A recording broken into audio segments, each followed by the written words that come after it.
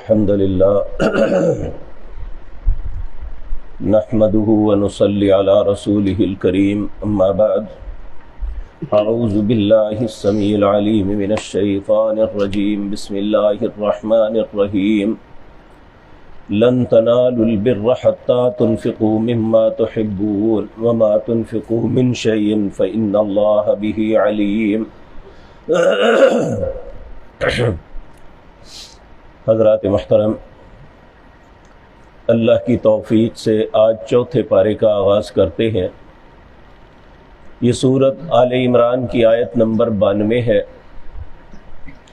اس میں اللہ رب العزت اہل ایمان کو خرچ کرنے کی ترغیب دے رہے ہیں، لیکن خرچ کیا اور کیسے کرنا ہے اس کے آداب بھی بتا رہے ہیں۔